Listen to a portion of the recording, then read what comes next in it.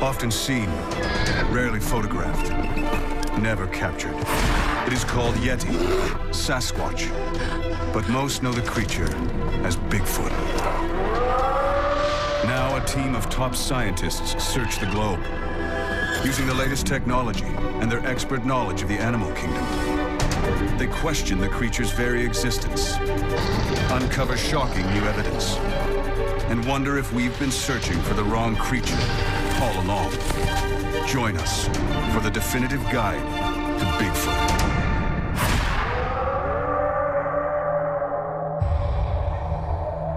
In 2009, more than 250 unexplained sightings of what was believed to be Bigfoot were recorded in North America.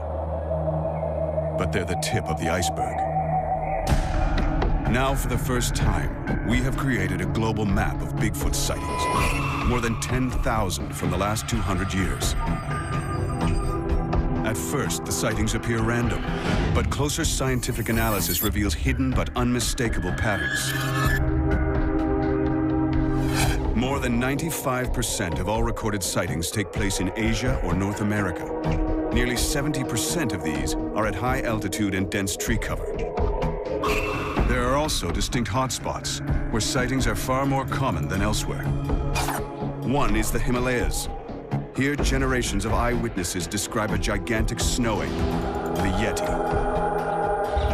2,000 miles south on the islands of Indonesia, locals talk of a wild ape man called Orang Pendek. While up in Central Asia, sightings of ancient Neanderthal-type humans go back centuries. And here in the wilderness of North America, they see a giant ape-like beast. Sasquatch. Vancouver, British Columbia. This booming city has a population of over 2 million people. But right on its doorstep is a vast wilderness. 62 million acres of ancient forest, much of which has never been logged. The wilds of British Columbia have one of the greatest concentration of Bigfoot encounters in the world, more than 400 in the last century. Here in the forests surrounding Chilliwack Lake in the summer of 2008, 3 sightings took place within 10 miles of each other. 2 on the same night.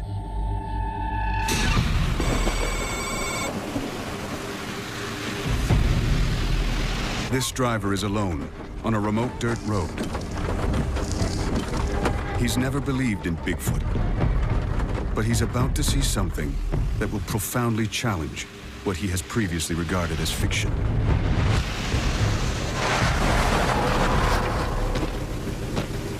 This is the report he filed.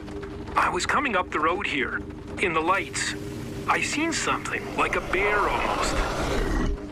But I realized this couldn't be a bear. It seen me and immediately left. It moved like a ninja. Nothing can move like that.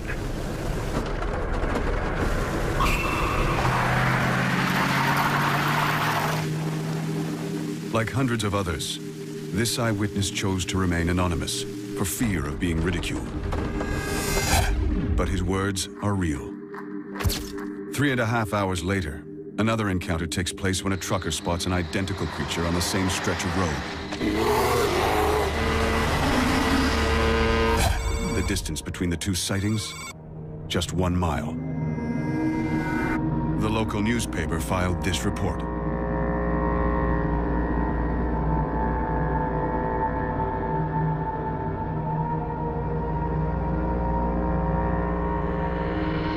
Both eyewitnesses were convinced that what they saw was not a bear.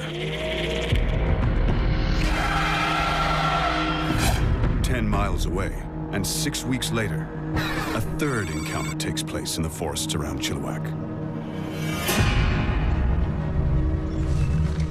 This experienced hunter was out stalking deer off the Ruby Creek Forest Service Road. What happened next has haunted him ever since.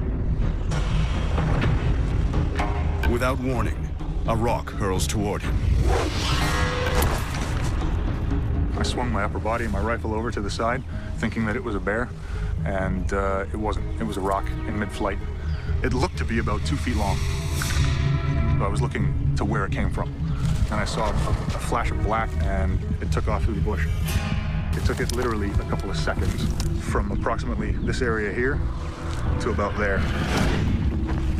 There are no records of bears ever throwing rocks.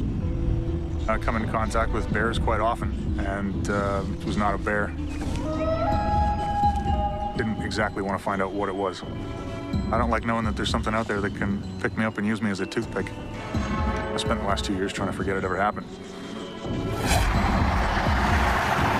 These 3 encounters are just a small sample of the rich history of sightings in this area.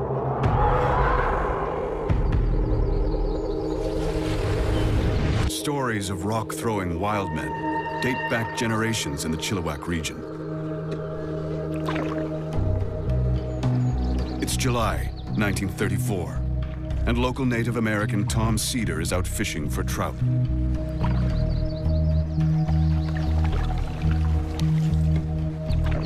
He's lived and hunted in this remote area all his life.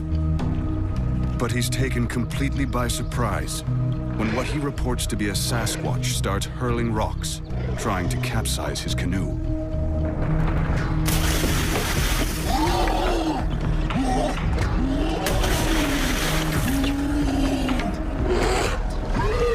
It's one of a series of attacks.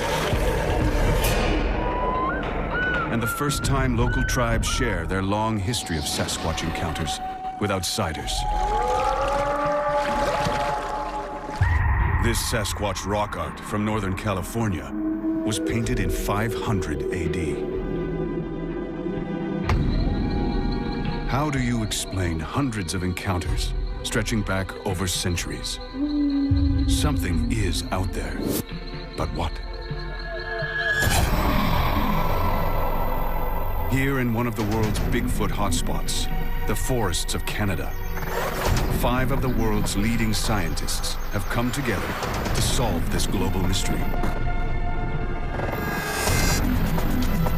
Field researchers and specialists, experts in discovering new species of primates, ancient humans, the habitats and behavior of the great apes, the fossil record, and the search for unidentified hominids.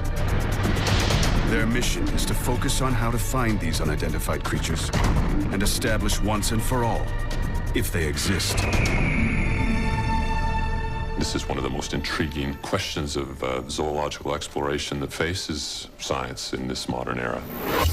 Jeff Meldrum has first-hand experience of what may have been Bigfoot. Did you hear that? That rock was pretty good size. Let's stay here. We had action. We had rocks thrown at us. In 2007, he was part of a team besieged by an unidentified rock-throwing creature in a remote Canadian cabin. One of us was urinating off the porch when the first stone hit the side of the cabin. I'm still shaking. Teammate Ian Redman has led several expeditions searching for evidence of the Yeti. He's convinced something unexplained is out there. If you put aside the hoaxers and the ones that are clearly mistaken identity, there's still a nugget, which is why we're all here. The team will concentrate on a fundamental principle. If Bigfoot is real, it must fit into our understanding of the natural world, meaning it must do everything other animals do, from feeding to finding a mate. The scientists first examine the best evidence available, video and film footage. There are hundreds of examples of this sort of evidence for Bigfoot. Their first task is to eliminate the hoaxes. This video shot near the Canadian town of Banff seems convincing enough, until you realize an identical creature was seen promoting a local business the night before. What is that? Don't tell me that's a Yeti. Then there are the videos where the images are so indistinct, they could be almost anything.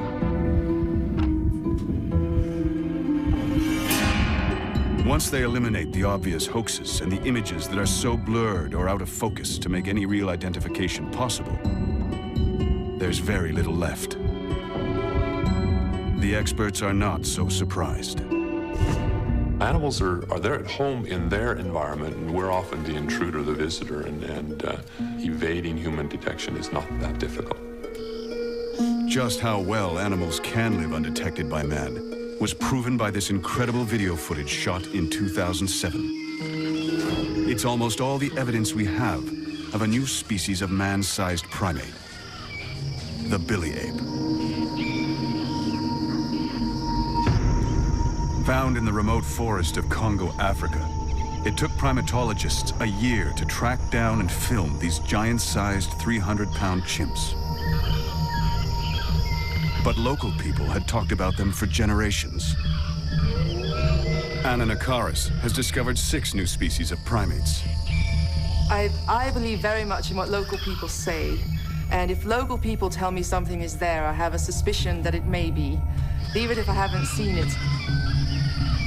The team points to the discovery of the billy ape as a positive indicator for Bigfoot.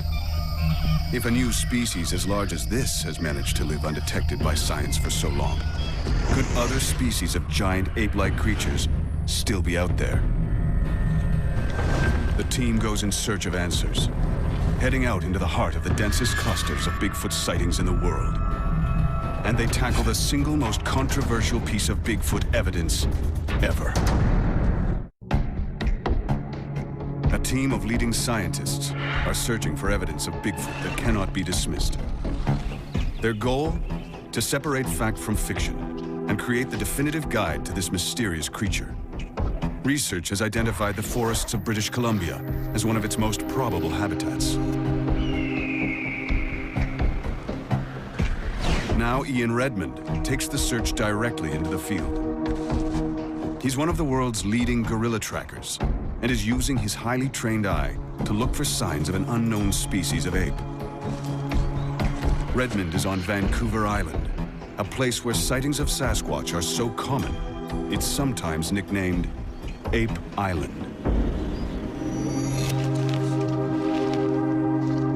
The first thing he uncovers is a mysterious structure, one of several found on different parts of the island. It's an example of what is often referred to as a Sasquatch stick structure. It is intriguing. Whatever did it, meant to do it, it's not an accident of trees falling. We can look all around us and see the odd tree falling, but nothing like this structure, this stick structure, which is what they're referred to as. The great apes all build nests to sleep in. They sometimes interweave bamboo stems that are this sort of thickness and therefore impossible for a man alone to break. And they form a platform above the ground to sleep on. But that doesn't look like anyone slept in it. It's just an interesting structure. But if it isn't a nest, what could it be? Ah, that is interesting because it was broken off before it fell. Redmond suspects another motive for the structure, which is also common in gorilla behavior. If its intention is to tell other Sasquatch that there's a powerful male here and he can break off sticks, that would be an interesting interpretation. If its intention is to warn humans not to enter into the Sasquatch territory, I don't think it's working. This is going to intrigue us all the more. While the stick structures may not be conclusive, the fact is, the global map indicates that sightings in this area date back more than a century. One of Vancouver Island's hotspots is the area around the small town of Duncan, and sightings continue right up to the present day.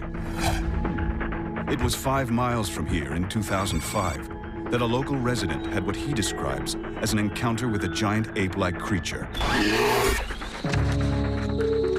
Corey Combs is a local dirt bike rider. He grew up in and around the forests of central Vancouver Island. One June evening, he was out on his motorbike when he saw what he believes to have been a Sasquatch, face to face. Set up camp, had a fire going. Got kind of late, and I could hear the bushes moving and branches breaking, but I didn't think much about it. But the noises, they kept coming, and I had that sense of something was watching me. And we got our flashlight going, and the batteries are just about to die. And all I remember was seeing the light shine on its face before the battery died. And that was the instant that I knew exactly what was watching me, and that it was indeed Sasquatch. Very distinctive facial features, you know, real broad cheeks, and, very predominant eyebrow structure. The face of what looked like an ape. It turned, and then it was gone. And it just left me in just pure terror.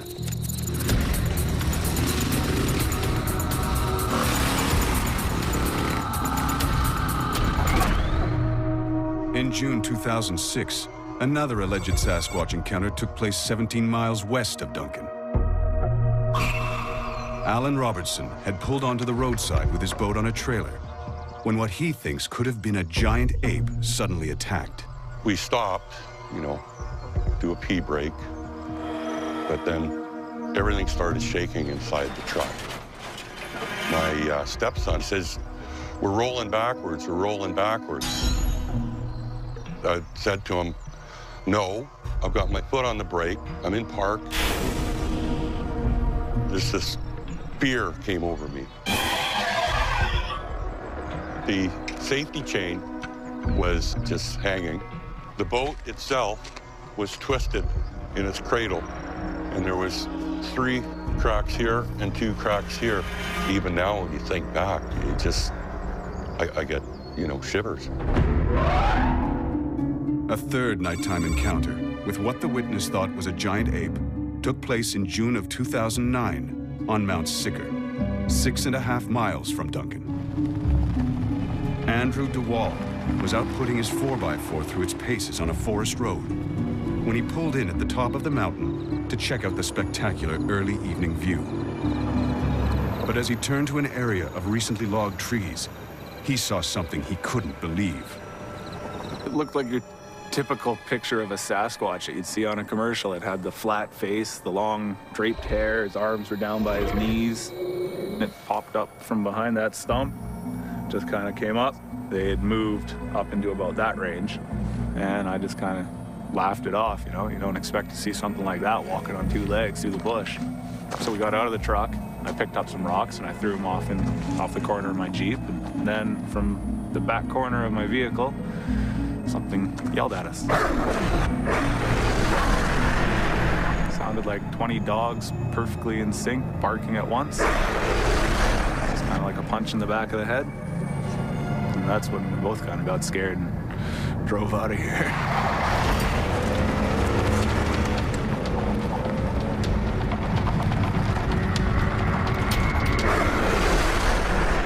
Sasquatch howling like a pack of dogs sounds far-fetched, but gorillas also bark.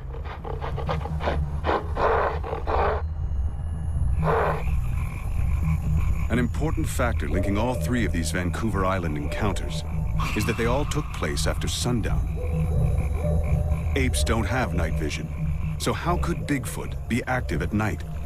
What they could be good at is seeing in the moonlight, because the forest in the moonlight is very similar to the forest at dawn and dusk. And you can see a lot in a full moon. And so if you're clever and you're an ape, and most apes are very clever, it'd be a great time to think you could avoid competition by being adapted to those periods. Ian Redmond now joins a team of local Bigfoot researchers on a moonlit stakeout. Cindy Dosen leads them. Her determination to find the truth comes from personal experience. I was on a game trail, and 2 deer come flying up the trail, and I took that as a high alert that something's following them. This animal started vocalizing at me. The sound was so strong, I could feel it, and I was probably 200 feet away. It was like a yell, scream, roar, all in one sentence. Tonight, Cindy's hoping she'll hear Sasquatch again. Her team have come equipped with a high-tech listening device and an advanced night vision camera to perhaps capture its image. The reports suggest that they are often active at night. but the visibility, even in daytime here, is only going to be a few yards in any direction. So it's probably going to be sound that alerts us to their presence. One twilight behavior other local researchers have noticed is tree knocking.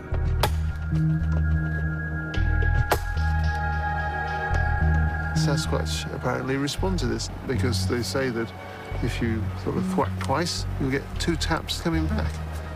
And that's communicating. This unusual behavior has been reported in other apes, notably chimps.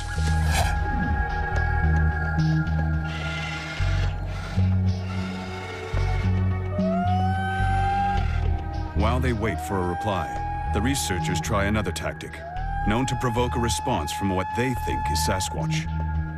A long call that they believe mimics the call made by females of the species. Incredibly, against all odds, a faint reply.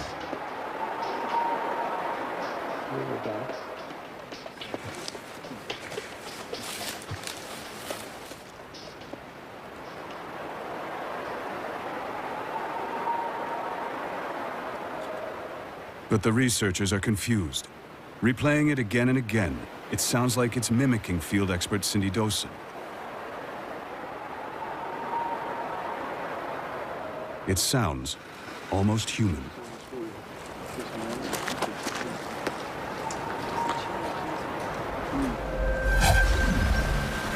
The next morning, Ian Redmond explores the area for signs of a great ape having passed through. What does he think of last night's distant cry? When we heard from some distance behind us a reply, of course, the reaction was immediate. It was extremely exciting, but Cindy was very calm and didn't show immediate excitement at the reply. And I guess she was being cautious because it sounded human-like. While they investigate further, Jeff Meldrum tries a new technique he hopes will uncover solid evidence. He's teamed up with Bigfoot researcher and habitat specialist John Mayanzinski. They've gone back to the drawing board and come up with a new and untried method for finding Sasquatch: tracker dogs. Well, these detection dogs are used quite commonly in search and rescue efforts, but also in recovery efforts, finding the remains of a deceased hiker or hunter. If dogs like these can be trained to locate human remains, they could, in theory, be trained to find the remains of Sasquatch. The most difficult part of the training is finding something that may give the dogs the creature's scent. Our first sample came from a mountain range in Washington State, about 20 years old now. The other sample is much more recent. This is about 2 months old. It comes from the Rockies, and it was also associated with tracks. It's a tough call. The experts can't be sure if the samples are genuine, nor that they give off enough scent to potentially train the dogs to hunt for remains. The 2 dogs take it in turns to try and pick up scent from either of the samples. The first dog detects nothing.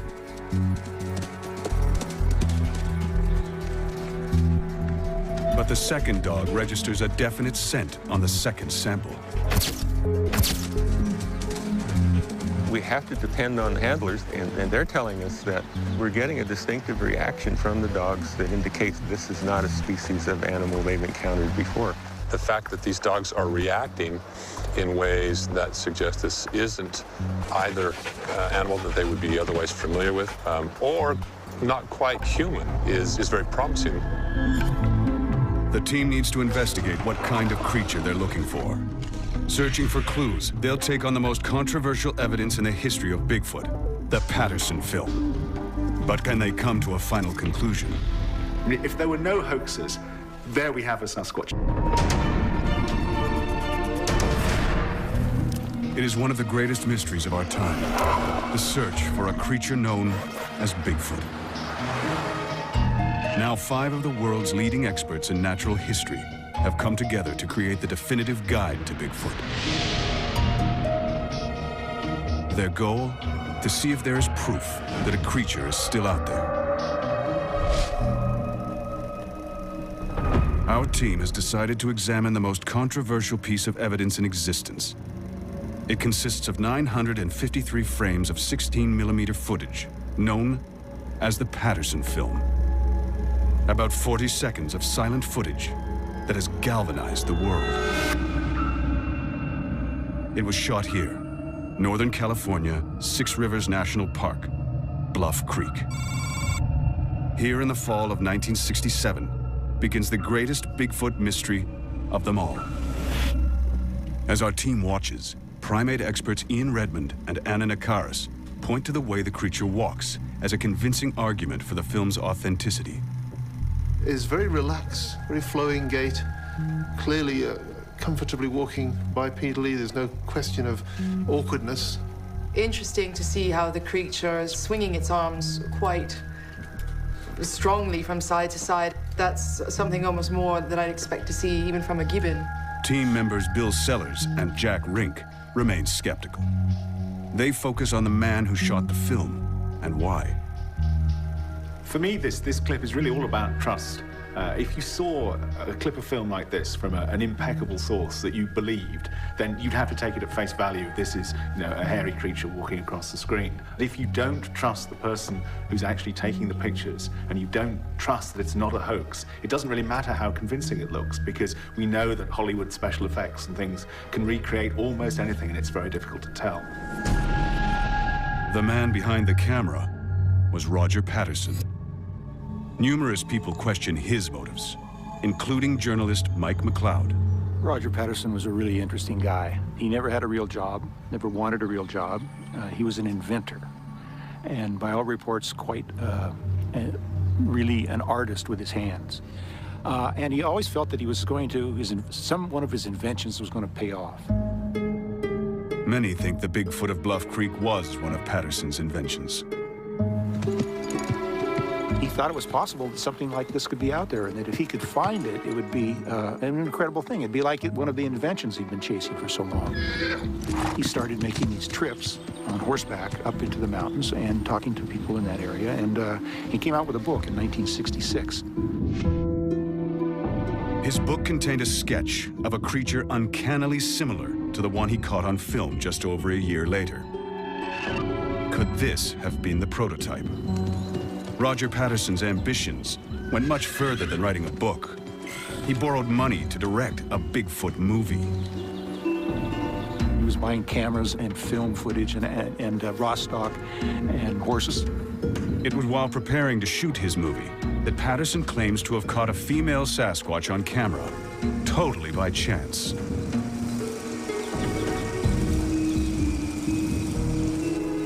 It all sounds too good to be true. Since then, the film has been subjected to 40 years of scientific scrutiny. From biometric analysis of the creature's gait and stride length, to markers showing its height in the natural environment, no one has managed to prove it's a fake. Examining a digitally enhanced section of the film for themselves, the team can see why. Interesting that they chose a female. I think that's a more difficult thing to fake, is that female anatomy, and it looks pretty natural. And so if it is a costume or if it is a suit, I think they've done it pretty well. If Roger Patterson wanted to create a hoax, why would he go to the trouble of creating an anatomically correct female? Ian Redmond agrees. The film seems too realistic to be a fake creature created by a rookie filmmaker. There are bits of the anatomy that just look very convincing. There appears to be shorter hair, slightly lighter hair around the waist. It just looks like the way a silverback's back narrows in a little bit and has that short hair there compared to the longer hair on the arms. It just looks like a silverback. And in 1967, most people had not seen photographs of gorillas. I think it's a very exciting bit of film. But the team disagree on the head turn. The part that really bothers me the most is the turn to look towards the camera. Looks so human to me. But after hundreds of hours tracking gorillas in the wild, Ian Redmond is intimately familiar with how they move. If you work with great apes, You see that many of those mannerisms, the way you stop, listen, look, are actually shared by all the great apes, human and non-human. This remarkable footage of a gorilla, shot in a wildlife park, shows how closely they can resemble humans when walking on two legs. But journalist Mike McLeod thinks he has the story that shatters the Patterson myth. Roger Patterson was broke and he had to provide for his family. And if you're making a film, you can spend a lot of money real quick. And he went through that money zippity. I think he went down and shot that film in California because he just needed to get, that was the money shot. He needed the money shot because any film about Bigfoot, it ain't going to sell unless you got the money shot, and the money shot is the creature. Nobody's ever found a suit. It was either made of cowhide or it may have been rented from a costume rental studio. But in any case, he really brought his artistic sensibilities to the film he shot in 1967, which has become an icon. Jeff Meldrum disagrees. This is anything but just a man in a fursuit. There wasn't spandex, there wasn't Velcro, there wasn't anything but relatively cheap costume fur available, especially to an amateur who might be trying to pull off a hoax. If it's a hoax, it really stands as one of the most sophisticated accomplishments of its time. I have to disagree, actually, it's not. I mean, to me, I look at it, and given its history and so forth, you know, it shrieks at me, man in suit. It really does. Roger Patterson went to his grave, taking the truth with him, swearing both his film and Sasquatch were real. I don't think it's incongruous that Roger Patterson would believe that a creature like that existed and then go out and shoot a fake film. It's actually quite interesting. That's his vision of what it looked like. The team remained divided. Two believe it could really be a Sasquatch. Two are unconvinced. One is undecided. But as our global map reveals, real or fake, one incredible fact is certain. In the years after Roger Patterson's film, places like Ohio, Pennsylvania, Maryland, Texas, and Montana, who have almost no previous history of Bigfoot sightings, have become sightings hotspots. In just 10 years, there are more sightings than in the previous 150, and they just keep coming. Can all these eyewitnesses really be seeing Bigfoot? In my experience, hoaxes have been actually very few and far between, and the challenge that we face is sifting the misidentifications, the over-imagination of enthusiastic investigators for whom every bump in the night, every call in the forest is evidence of Sasquatch activity. It's a bit like the Loch Ness Monster. Anyone who sees a lump in the water hopes that's what they're seeing. The team decides to investigate this massive surge. One of the places with the greatest rise in sightings of Bigfoot-like creatures is Florida.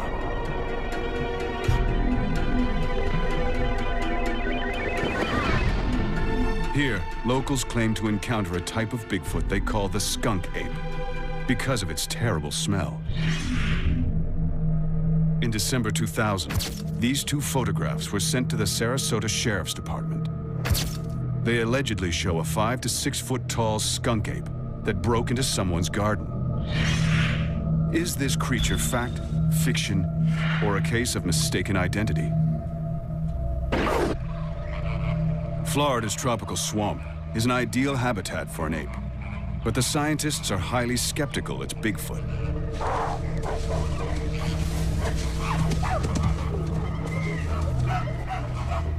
There's a whole huge menagerie of pets that have been released, particularly in South Florida. We know that primates can thrive in these habitats, and chimpanzees are extremely adaptable, and there's a lot of food they can be eating in Florida.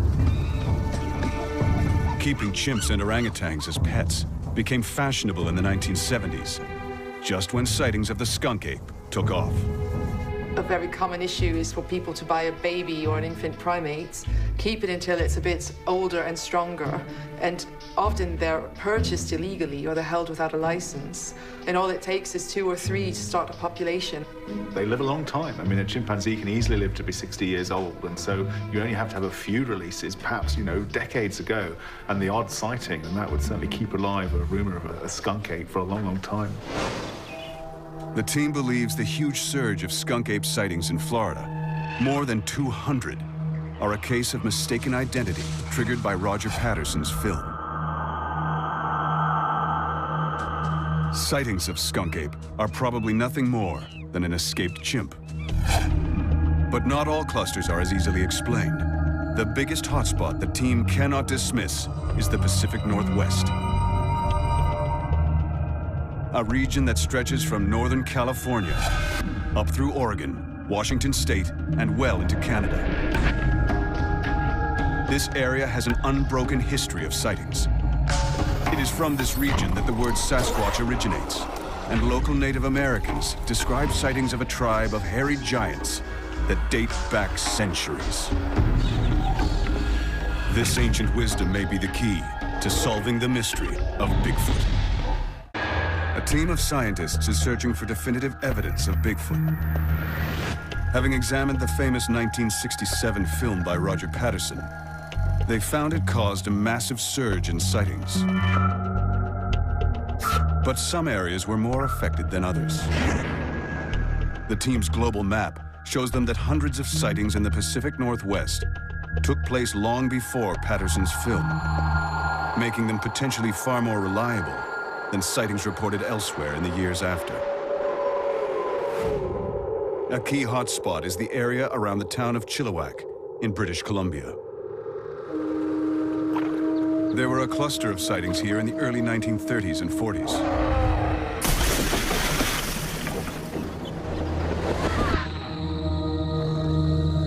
One of the best documented encounters took place in July 1934 in a remote forest on the edge of the Chehalis Indian Reserve. Millie Saw and a friend are at home.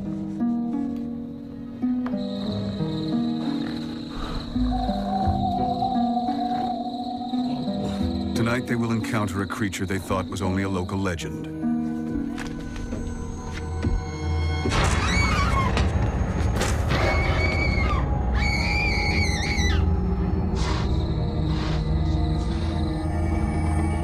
The two women report a giant hairy hand at their window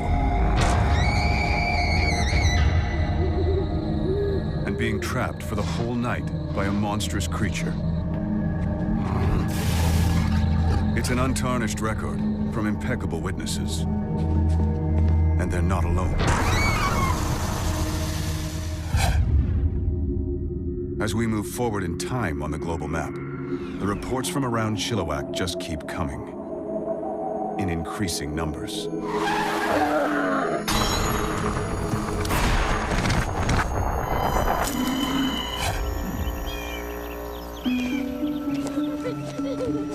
September 1941. This is Jenny Chapman and her young children. They're a respectable folk, known and trusted in the local community. It's a typical afternoon. The kids are playing, and Jenny is hanging her laundry. Her husband, Jack, is at work on the railroad. They're alone. Their home is miles from the nearest town. The forest is close and dense. And something is out there.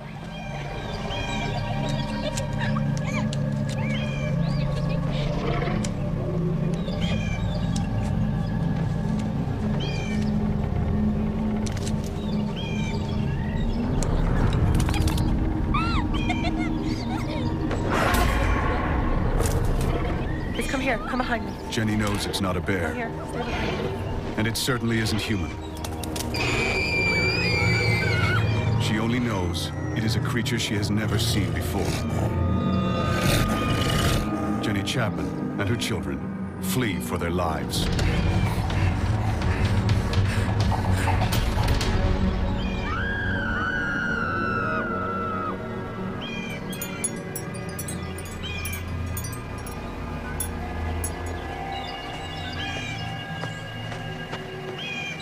Jack Chapman arrives home at dusk.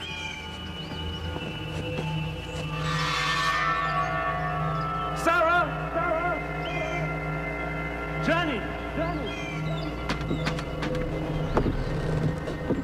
He finds strange reddish-brown hair snagged on the high door lintel. the house has been ransacked.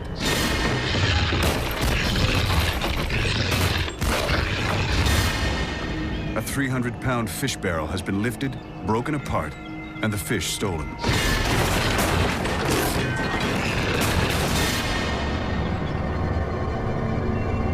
Realizing his wife and children are missing, he runs into the forest. Jack Chapman eventually finds his family taking refuge in the nearby town. The family never returns to the homestead.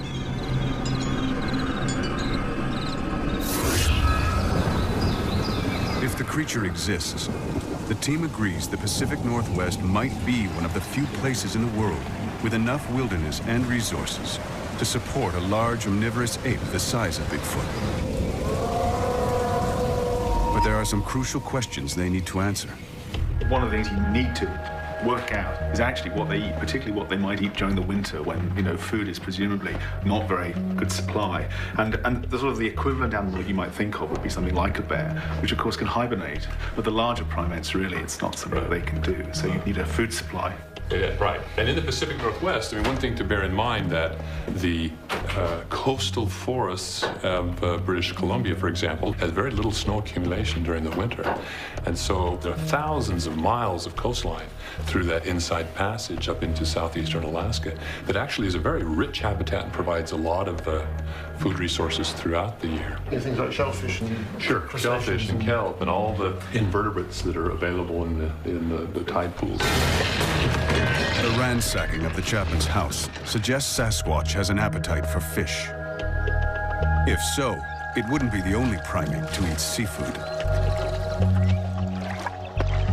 Several species of monkeys eat mollusks they find in shallow water. But Sasquatch are frequently seen far inland at much higher altitudes. Surviving here would require Sasquatch to live on hard-to-process foodstuffs, like sedge grass, leaves, even bark. This in turn would require a specially adapted gut. A very long gut with a long passage time allows them to process coarser food items, leaves and so forth, that would be unavailable to many other animals that inhabit the western United States. It's not out of the realm of possibility whatsoever. But do sightings of Sasquatch in the Pacific Northwest match up with the best food zones for a large omnivorous ape? Using the global map, the team compares sightings with the best possible habitats. They match up almost perfectly. Well, there's a lot of links between altitude, precipitation, and temperature, and also with vegetation. So if you get more rain, you tend to get more vegetation. So we're seeing them in the northwestern rainforest. The whole team agrees that a giant omnivorous ape could survive in the Pacific Northwest. But they need to consider a crucial question. How did a giant ape get to North America? Seeking answers, they look to Asia and sightings of another famous unknown creature, the Yeti.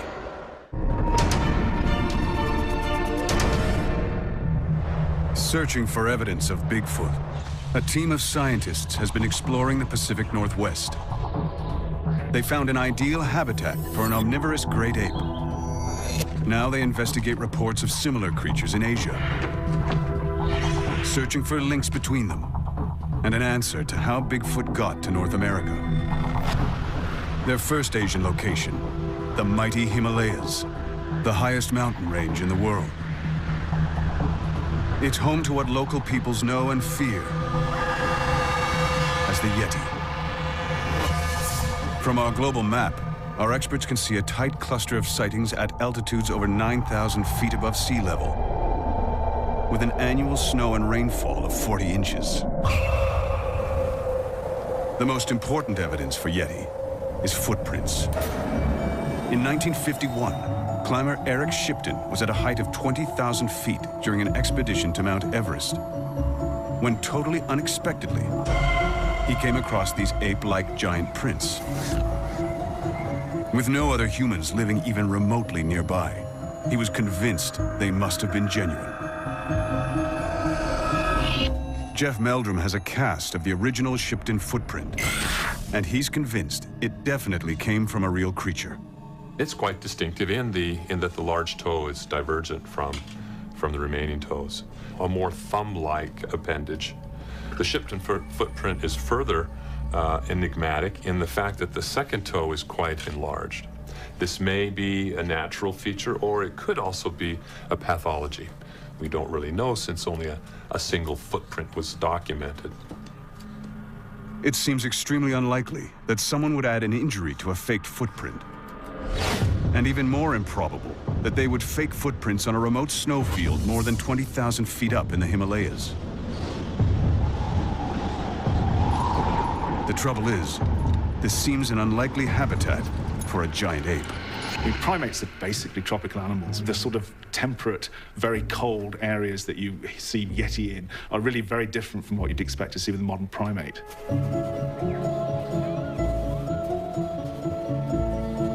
But there are exceptions. These Japanese macaques live at an altitude of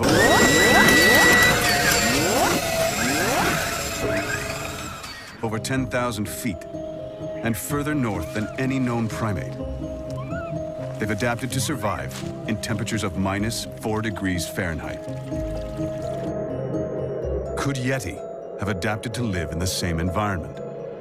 There are other primates that are adapted for high altitudes, and they have very huge home ranges. I don't think Yetis live in the snowfields. I think they pass through the snowfields, and they spend most of the time foraging in the forest where the food is. And on my one visit to Nepal, I was impressed by the number of food plants that were the same as mountain gorilla food plants.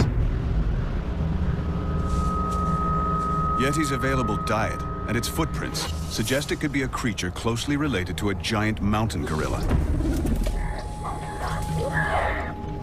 But locals say they have seen it tearing yaks and goats apart with claws. This seems impossible because apes don't have claws. Ian Redmond's experience on expedition suggests there may be a simple explanation. I found the carcass of a wild goat, which had been eaten by a predator, and there were big cat prints nearby. But I would think that any intelligent hominid coming across a carcass killed by another predator would immediately avail himself of it. Rather than kill yaks and goats itself, Yeti could be a scavenger. The team has little other evidence to go on. Tibetan and Nepalese monks treasure Yeti hairs and bones as sacred artifacts.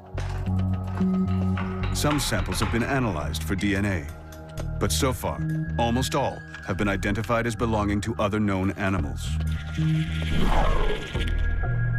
But the Yeti isn't the only unknown giant creature in this isolated part of the world. Less than 300 miles from Mount Everest, in the mountainous jungles of the Garo Hills of northern India, there is a long history of sightings of an almost identical creature, called locally the Mande Barum. Local people encounter them all the time. They see them in the forest. They say in general they're quite gentle, that they don't really harm you, but they're still extremely afraid of them. Descriptions of the Mande Barum and the Yeti show such close similarities. Team member Ian Redmond thinks they are the same species, just adapted to different environments. I think of it as the lowland Yeti. It's not up in the snowfields, it's down in hot, steamy tropical forests of northern India. Evidence for this lowland Yeti is even more difficult to track down. It's actually very good luck to get a piece of it. And so by the time anybody goes to investigate it, villagers have come from miles around and ripped off a token. And it's almost like a relic, a little piece of a saint. You never see a whole body, but you occasionally see the scalp, or you see a finger bone. And in fact, local ranger he had a finger bone, and he wanted to have it submitted for DNA analysis to see what it was. And he gave it to the Department of Wildlife, and they thought it would bring mockery to the department, and so it disappeared. I think what this does, though, is highlight the fear of ridicule, because anyone who's seen any of these things is likely to keep quiet about it because they'll be mocked. 1,000 miles east, in China, is what may be a third variety of Yeti. a creature the Chinese call the Yeren. In the mountainous forests of central China is a cluster of 200 sightings. But these are just reports from the last few decades. Legends of encounters with the Yeren, or wild man, date back to 200 BC. Yeren, Yeti, and Mandeburung, 3 almost identical Bigfoot-type creatures, all sighted within a few hundred miles of each other. The theory is they could all be linked and shared the same ancestor, a giant ape that lived in Asia in the past. Remarkably, discovered only a few hundred miles south of these 3 clusters of sightings, is fossil evidence of a giant prehistoric ape.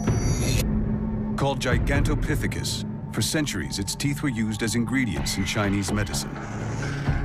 Gigantopithecus was first discovered by these molars that were being sold in Chinese apothecaries as dragon's teeth, and turned out to be big ape molars, and then a bit of mandible was found, I understand, and if you kind of put that together, it seems that it was a large gorilla-like ape. It was using bone samples like this that team member Jack Rink, a specialist in fossil dating, worked out how long ago Gigantopithecus lived. Well, to the best of our knowledge, Gigantopithecus's last known occurrence was about 300,000 years ago in southwest China. So that's your geographical and your temporal location for the last sighting in the fossil record. This means Gigantopithecus was still alive at the time of our Stone Age ancestors.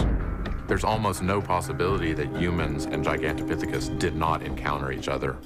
So I really firmly believe that there has to have been interaction between these 2 primates. The majority of the team believe that if the Yeti and Asia's other reported giant apes exist, they are almost certainly descendants of Gigantopithecus.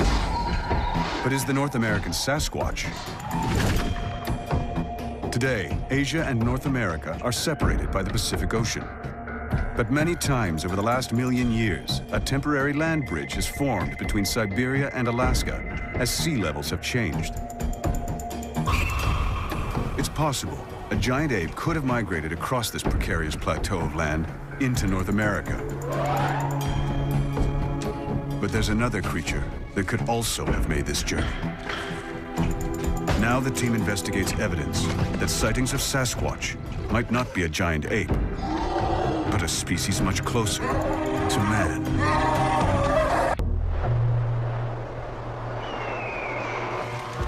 One summer afternoon in 2007, Robert Wilson was driving in a heavily forested area on Vancouver Island. He didn't know it, but the area had a long history of Bigfoot sightings. Suddenly, he caught sight of something totally unexpected. At a place called Maureen Creek, I'd just gone over the bridge when I saw through the trees what I thought was a bear. Slowed down and saw what I can only describe as a large, hairy man who looked caveman-like, if you wish, or sort of a Neanderthal features. As big as a bear, you know, easily. But it wasn't a bear, it had human features. I just couldn't believe what I was seeing, but I could see very, very clearly. Wilson's incredible sighting points to the possibility that Sasquatch may not be a giant ape at all, but could be some kind of prehistoric human. Our expert's global map reveals hundreds of sightings of giant Neanderthal-like humans all across Asia. The greatest concentration of these is in the Caucasus Mountains, south of Russia.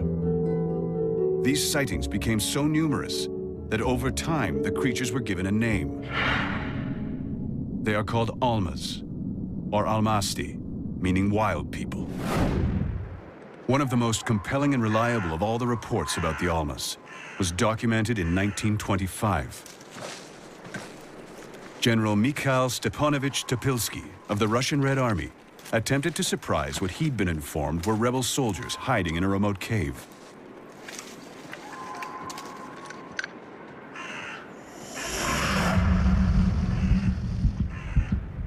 The Russians could hear something moving inside.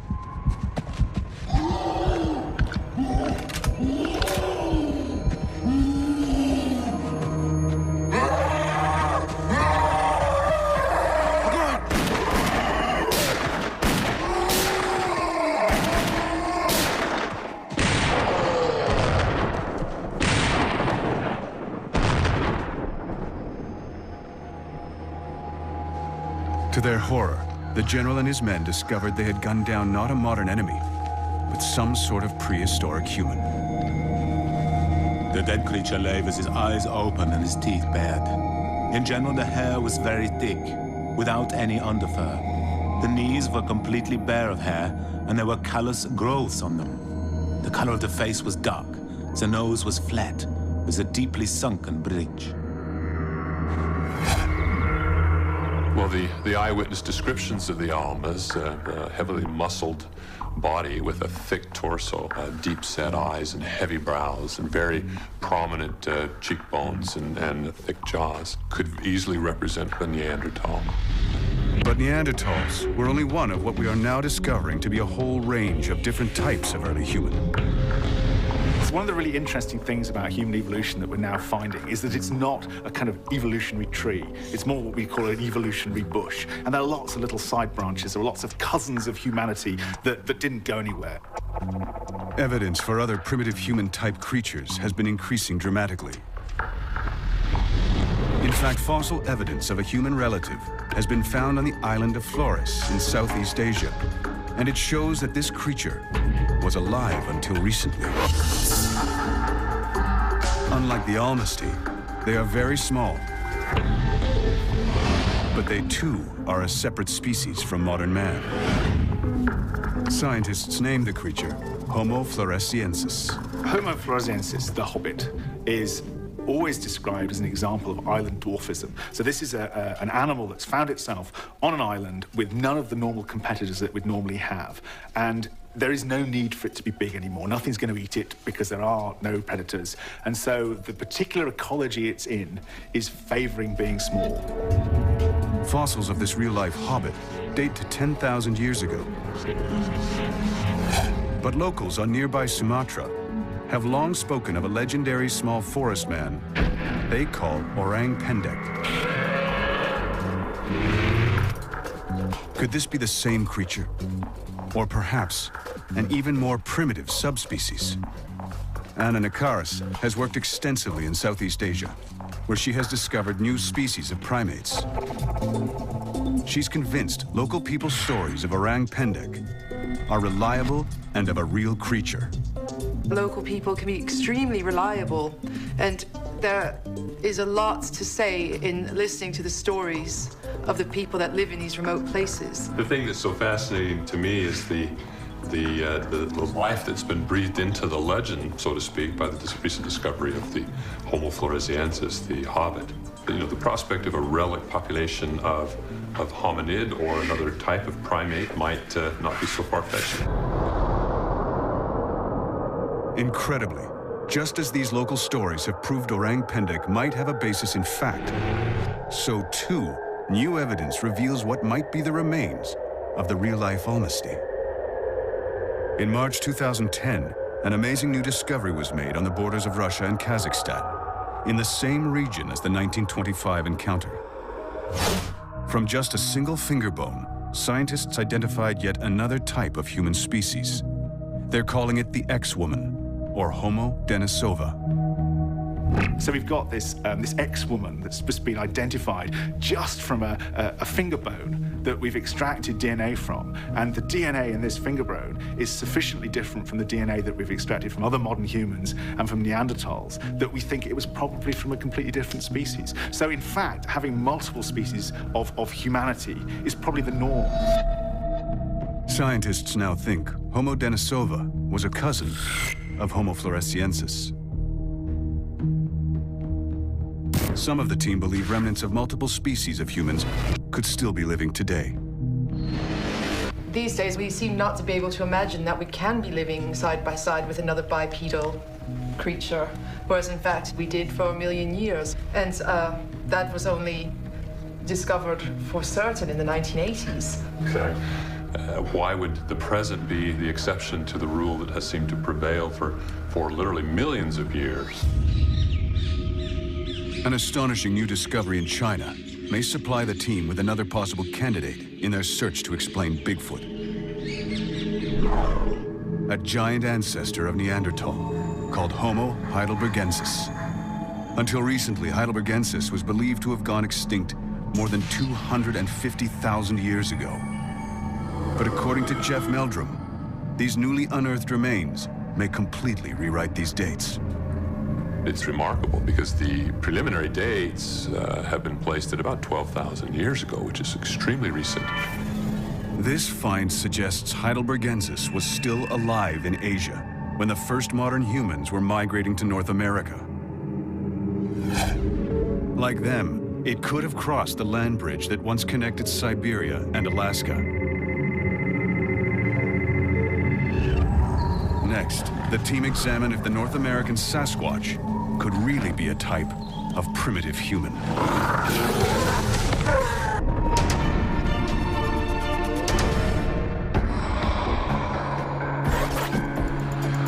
In their quest to find definitive evidence of Bigfoot, a team of scientists is examining the possibility that the creature may be a type of early human.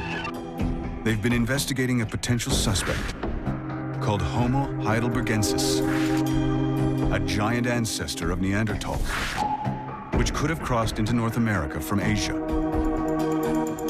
They turned to one of the earliest written records of an encounter with Bigfoot. Could it be the same creature?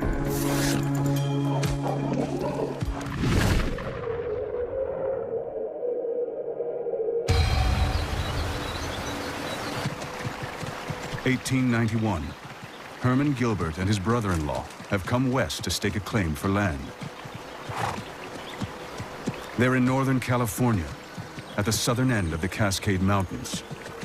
This is the same area where Roger Patterson will shoot his famous film of a giant ape-like creature 76 years later. But from all accounts, what they're about to witness may not be an ape, but some kind of human. Both men have already heard the local stories of the What Is It, a legendary local monster to be avoided at all costs. Herman discovers signs of it first, giant footprints.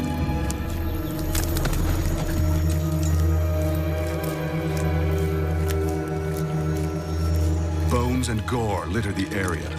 The smell is overpowering.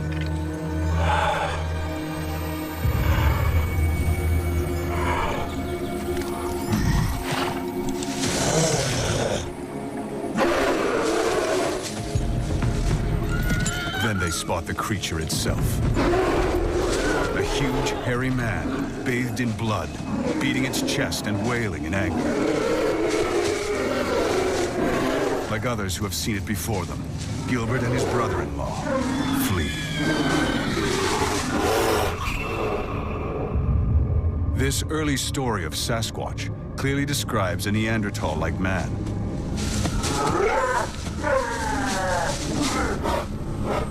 One possible candidate for Bigfoot is an ancestor of Neanderthal called Homo heidelbergensis. Heidelbergensis was the biggest known ancient human. We have specimens a towering 6.5 feet tall, but there could easily be others that were much taller. But Jeff Meldrum thinks Sasquatch behavior is far too wild to be explained as that of a human. In the case of heidelbergensis, given its degree of sophistication, intelligence, cultural evolution, it seems unlikely that it would have simply abandoned all of those trappings of humanity to adopt an austere life in the wild. But some of the team disagree and think it may be because it's an early human and has kept some of its human-like traits that we can't find it. It may still practice human rituals, like burying its dead. Perhaps they bury them in unmarked graves. They don't just die and rot in the forest. There is some ceremony involved. That would account for not finding remains. Maybe due to competition, these large-brained, intelligent human species are really doing their best to avoid humans. And so they've gone more or less into a cryptic behavior, operating at a time when we don't see them or in habitats we don't choose. But sometimes our worlds do cross, as the Chapmans found out when their house was ransacked in 1941. It's likely Homo heidelbergensis could easily lift and smash a 300-pound barrel of fish.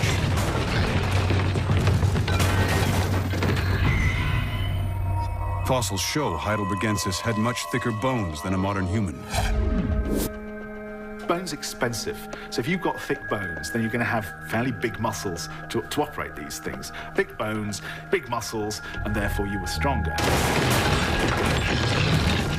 This stronger frame and muscles could also explain how the creatures have regularly been reported to run at speeds of 30 miles per hour. Sprinters, it's all about power. It's all about having kind of a bigger engine, so that's sort of more muscle for your weight. Perhaps they were built for sprinting. Today's fastest sprinters average 6.3 feet tall and run at 27 miles per hour. A super strong 6'5" heidelbergensis could easily be faster. And that's not all. Native American stories of Sasquatch describe hairy, rock-throwing men, which closely match the description of heidelbergensis. The tribes of the Pacific Northwest also report the Sasquatch's attraction to human women. These stories stretch back centuries, but even today, they remain protective of women when they believe Bigfoot is at large. When non-tribal people visit those locations where they take special care and they escort the females back to their vehicles and make sure that they are safely off the reservation. And I've personally been escorted off a reservation because they believed that there was a Bigfoot in the location. One woman who says she knows what it's like to be pursued by a Sasquatch is Cindy Dosen. In April 2008, she was out in the forest around Maple Mountain, Vancouver Island, when an unidentified giant creature pursued her.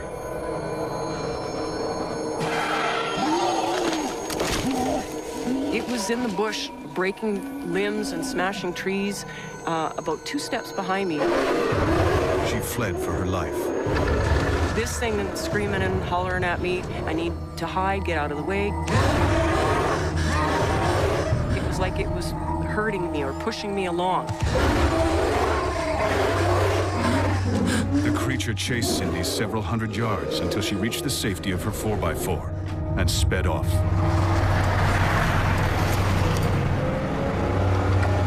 And when I got into my car, I started crying. I just fell apart. And I wouldn't go back out in the woods for up to 3 weeks. I just would not. There's just no way. Was this a close encounter with a lone male Sasquatch searching for a mate? Some First Nation legends go as far to say Sasquatch had children by human women.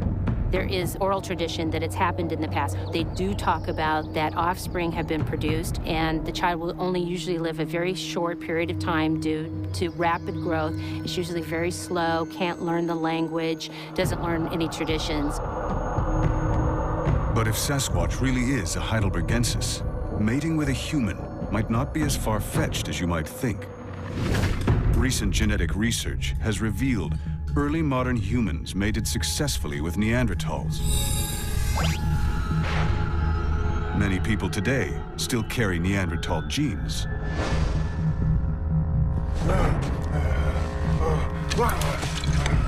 The team has assessed a body of evidence that supports the idea that Sasquatch could be an ancient human. Height, strength, speed, even sexual attraction all make more sense if Sasquatch is a type of oversized heidelbergensis. But Professor Jack Rink is about to propose a dramatic, never-before-revealed theory that suggests Bigfoot isn't an ancient species, but a type of modern human that has transformed itself into a creature of the wild. Our scientists believe there are most likely 2 explanations for Bigfoot, if it exists. The first is that it's a giant ape descended from a prehistoric creature called Gigantopithecus. The second, it's an unidentified species of ancient human, possibly a Homo heidelbergensis. But now the team investigates a third possibility, a new theory that focuses on the Pacific Northwest.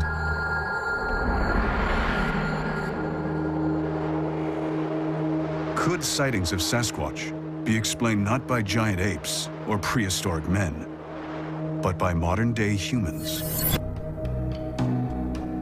Based on research into the Native American Squamish Nation, Jack Rink has learned of the secretive training rituals that must be undertaken by the tribe's shamans.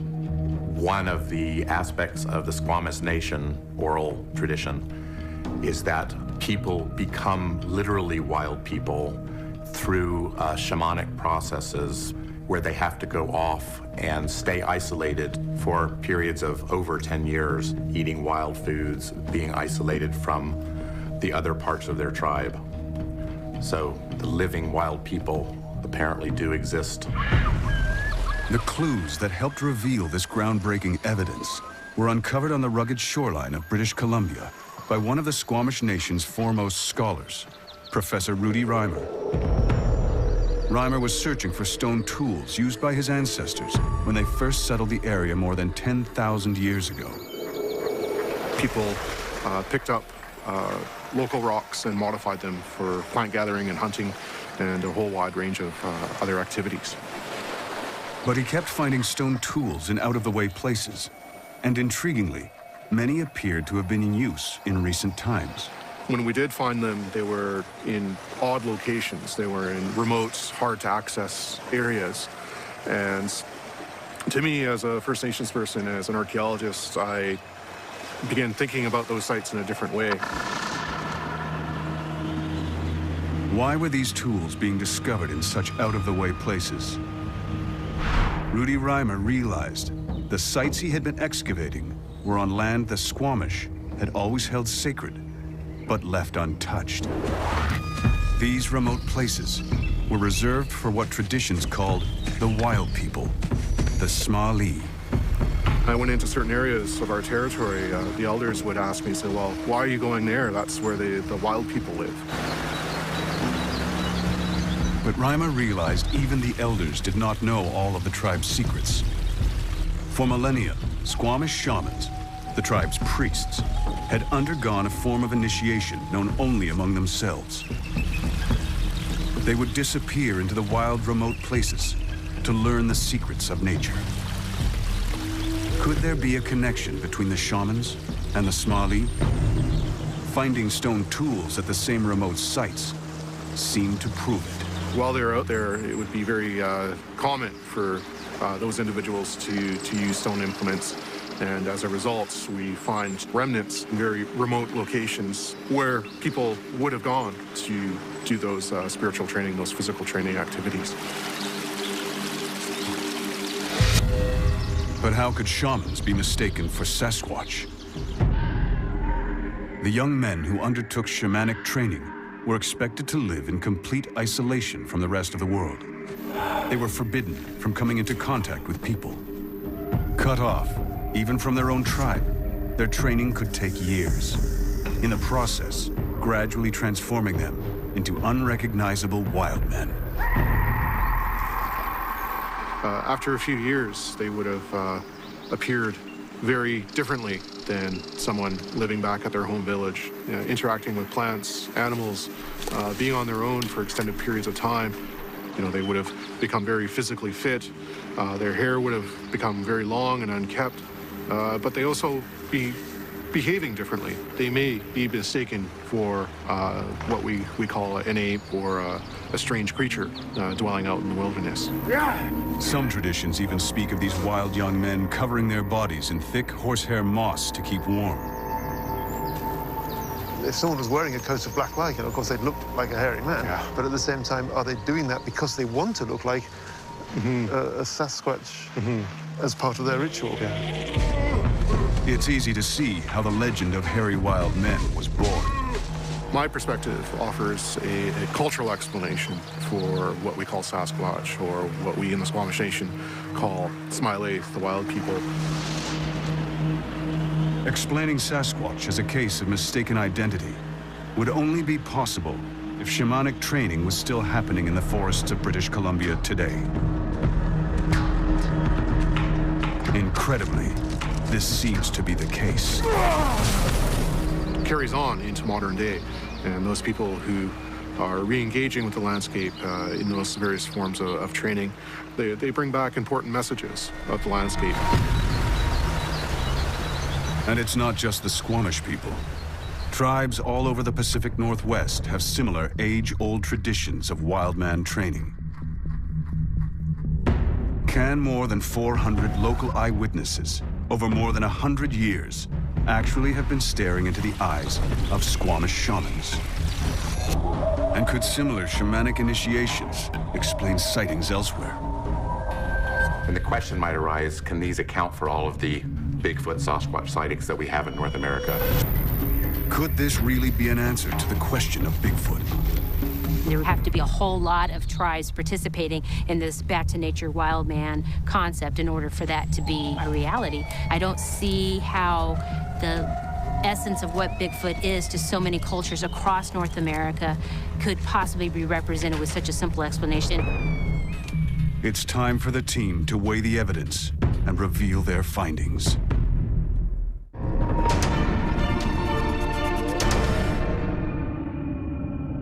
The team investigating the worldwide mystery of Bigfoot is coming to its conclusions.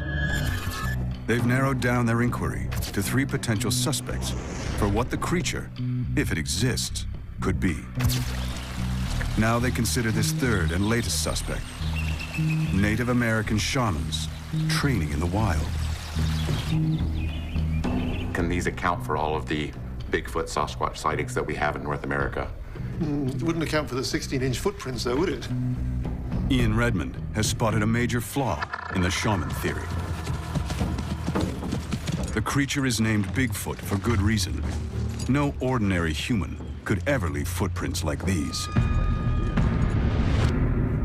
Studying the giant-sized footprints allegedly left by Sasquatch is Jeff Meldrum's specialty.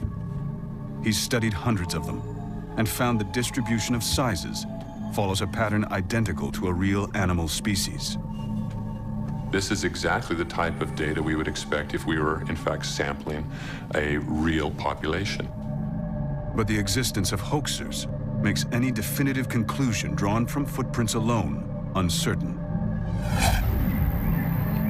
What we really need is a live specimen, or the next best thing, its bones. As soon as you have a skull, everyone is happy. You've got all the information you need, particularly things like teeth, because, you know, they're so different between different mammal species. If you had, there'd be no argument. It would be kind of a done deal. There is no fossil evidence either, but some of the experts are not surprised. We know virtually nothing about gorilla fossil history because they live in forests, and in forests, fossils don't form very well. There's this scrabble for nutrients. An animal dies, it decomposes, and all the nutrients go back into the trees or other animals, and you don't get fossils. But if Sasquatch is a giant ape, there is other evidence the scientists might expect to find. If they're eating all this vegetable matter, they're producing a lot of dung. Perhaps they bury it. Perhaps their tradition is to scoop a hole, defecate in it, and cover it. And that's why we never find dung around the forest where they live. All the scientists have are tantalizing clues. Hair samples that don't register as any known species. Recorded calls in the night.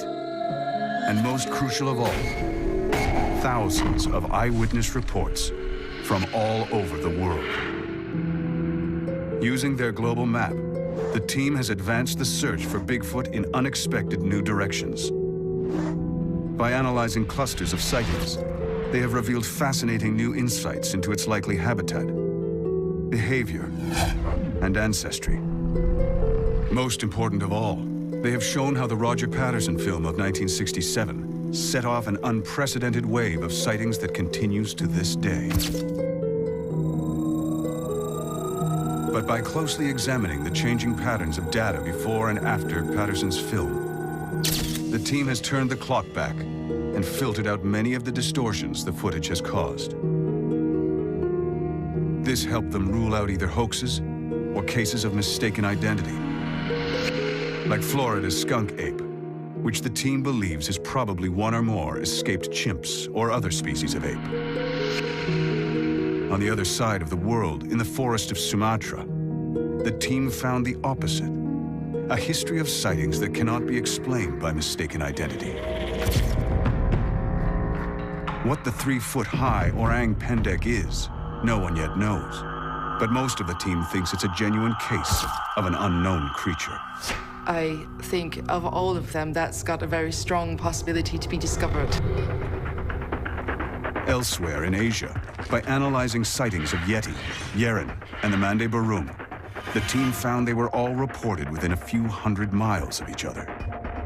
The discovery of fossils of a giant ape called Gigantopithecus, found in the same part of Asia, pointed to what might be their common ancestor. But they also examined striking fossil evidence of another potential Bigfoot suspect, the Neanderthal-like Almasty. If such creatures exist, they must have crossed into North America from Asia along the now vanished land bridge called Beringia. The final question our experts must confront is, did they? Bill Sellers thinks not. This is an absolute case there that we've not got the cut and dried evidence. We've got no skull, we've got no bones, and eventually we have to admit that we should have that. But Jeff Meldrum is optimistic. Like the recently discovered X-woman, just one bone could change science's view of Bigfoot overnight. A single tooth could make all the difference. Suddenly, I think there would be much more interest in the Sasquatch question from the mainstream scientific community. Jack Rink remains open-minded about the existence of giant unknown apes in the world. I'm not completely convinced that we are dealing with a mistaken identity phenomenon. I think there's a considerable amount of evidence that there may be, in fact, some primates out there. Anna Nakaris and Ian Redmond believe the sightings are strong enough to warrant further detailed investigation. It's extraordinary. Why aren't we putting more people on the ground to live in remote areas with all the appropriate equipment to record sounds and capture on camera traps these creatures? But what creature do they hope to find? Well, certainly there is a lot of difference of opinion as to what the nature of the Sasquatch is. There are those, such as myself, that hypothesize that it's much nearer an ape in its nature. But there are also others who maintain this is a type of person. If that is the case, then we really have to sort of redefine what the label human encompasses. Whatever Bigfoot is, remains a